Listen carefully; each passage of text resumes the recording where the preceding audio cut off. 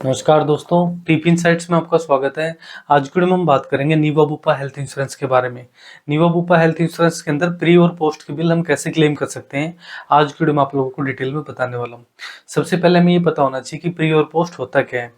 Admit होने के time जब हम अपना इलाज कराते हैं तो एडमिट होने से पहले का जो खर्चा होता है उसको प्री हॉस्पिटलाइजेशन एक्सपेंस बोलते हैं, यानी कि एडमिट होने से पहले का खर्चा। और जब एडमिट होके जब हमारा ट्रीटमेंट कंप्लीट हो जाता है तो उसके बाद में अगर कोई खर्चा किया होता है मेडिसिन का या लैब टेस्ट का, तो उस खर्चे को पोस्ट हॉस्पिटलाइजेशन एक्सपेंस बोलते हैं, यानी कि एडमिट होने के बाद का खर्चा। तो ये दोनों खर्चे भी हम क्लेम कर सकते हैं। एडमिट होके तो हम इलाज ले ही सकते हैं अपने हेल्थ कार्ड से, लेकिन उसके अलावा भी कोई हमने पहले या बाद में कोई खर्चा किया है, चाहे वो 100 रुपए का खर्चा हो, चाहे वो 1000 रुपए का खर्चा हो या 50,000 का खर्चा हो, तो वो भी हमारी पॉलिसी के अंदर कवर होता है। उसके लिए सबसे पहले आपको अपनी पॉलिसी के टर्म्स को पढ़ लेना है और फिर जो स्टेप मैं इस वीडियो के अंदर बताने वाला हूँ आप लोगों को, उनको फॉलो करके उस फॉर्म को भर के आप आसानी से अपने प्री और पोस्ट के बिल क्लेम कर सकते हो। तो आगे की वीडियो में आप लोगों को कंप्लीट प्रोसेस बताने वाला हूँ, तो वीडियो में आप लोग लास्ट तक बने रहे। चैनल पे आप लोग नए तो चैनल को सब्सक्राइब कर लीजिए, बेल आइकन दबा दीजिए ताकि नए वीडियो का नोटिफिकेशन आप लोगों को मिलता रहे। तो चलिए वीडियो को शुरू करते हैं।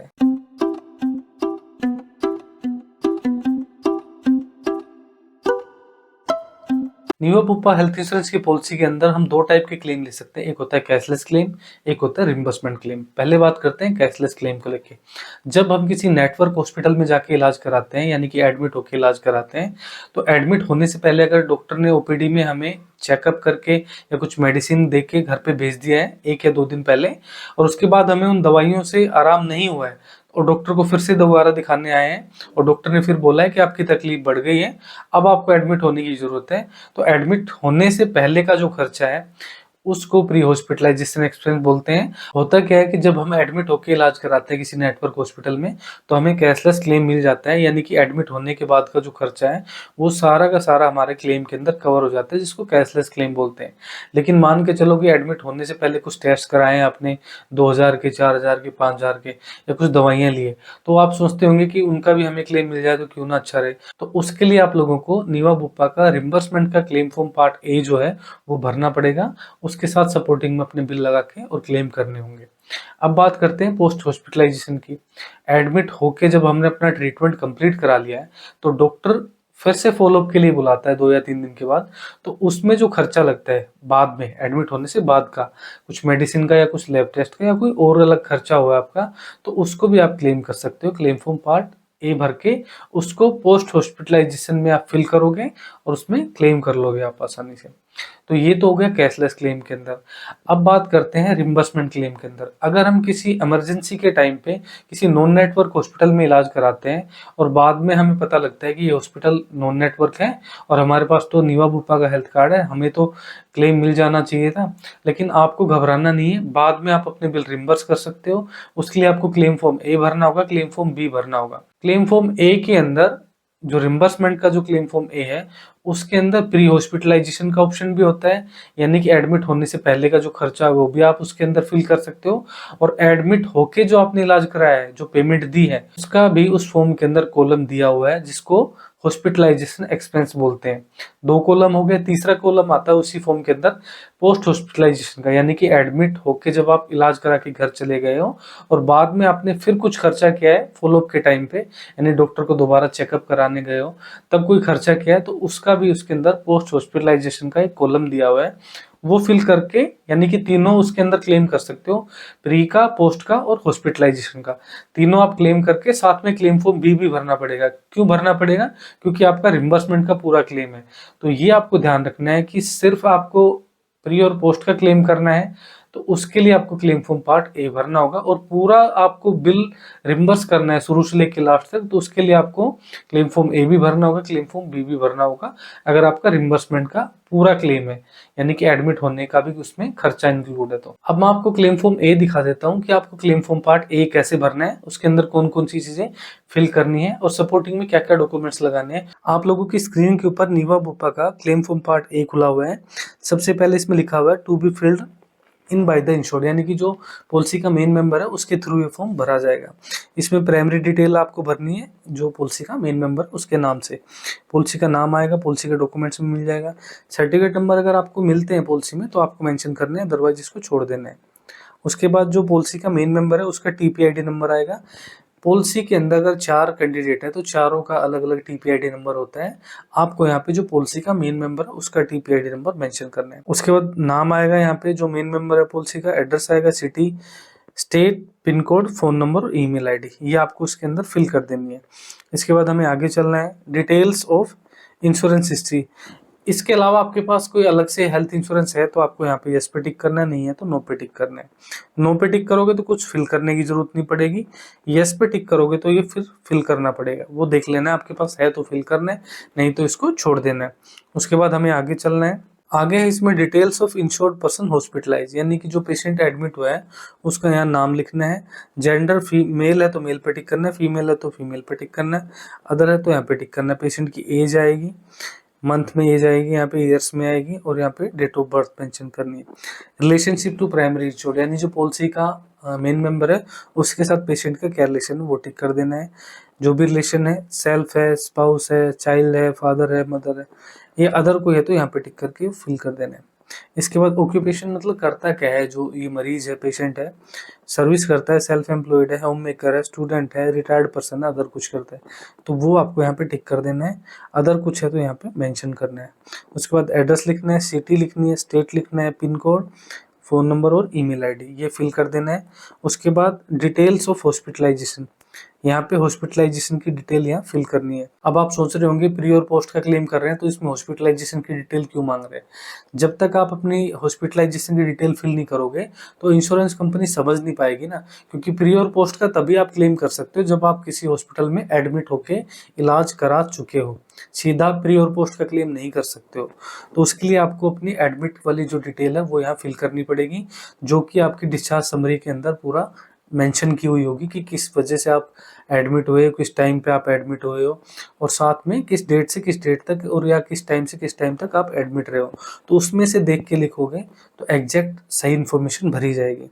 तो यहाँ पे हॉस्पिटल का नाम लिखना है, रूम कैटेगरी ऑक्यूपाइड, यानी एडमिट होते टाइम आपने कौन सा रूम लिया था, कोई डे केयर प्रोसीजर हुआ तो इस पर टिक करना है। सिंगल ऑक्यूपेंसी का मतलब private room, twin sharing, semi private, और 3 और मोर ये जनरल वार्ड, यहाँ पे टिक कर देना है।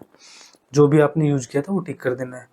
किस वजह से हॉस्पिटलाइज हुए, तो इंजरी की वजह से हुए, तो इलनेस की वजह से, या मैटरनिटी का क्लेम था, जो भी आपका क्लेम था वो आपको टिक कर देना है। आगे इसमें लिखा हो date of injury, date disease first detected, date of delivery, यानी कि तीनों में से जो भी आपको प्रॉब्लम है वो कब पता लगा है, आपको किस डेट से पता लगा है कि आपको ये तकलीफ है, तो वो डेट यहाँ मेंशन करनी है। डेट ऑफ एडमिशन, एडमिशन की डेट यहाँ डालनी है। एडमिशन का टाइम, यानी हॉस्पिटल के अंदर जब आप एडमिट हुए हो वो यहाँ फिल करना है। डेट ऑफ डिस्चार्ज, डिस्चार्ज की डेट और टाइम यहाँ पे डालना है।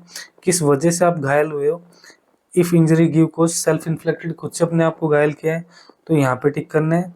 रोड एक्सीडेंट का केस है तो यहाँ पे टिक करना है। और अल्कोहल वगैरह से रिलेटेड कोई चीज़ हुई है तो यहाँ पे आपको टिक करना है।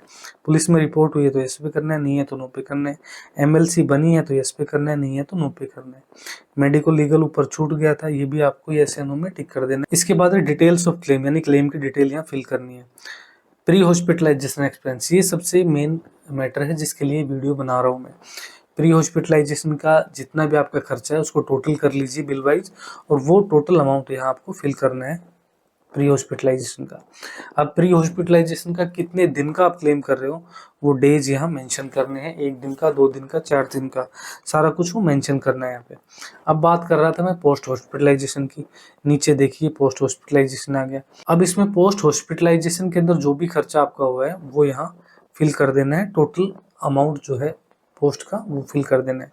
एम्बुलेंस का लगा है तो आपको यहाँ चार्ज लिख देना है जो भी लगा है, अगर यूज हुआ है तो, नहीं तो उसको छोड़ देना है। और अगर हॉस्पिटलाइज वाला भी आप खर्चा इसके अंदर डाल रहे हो तो वो यहाँ फिल करना है। और सिर्फ प्री और पोस्ट का डाल रहे हो तो आपको ये फिल नहीं करना है, क्योंकि यहाँ पे आप ऑलरेडी फिल कर चुके हो।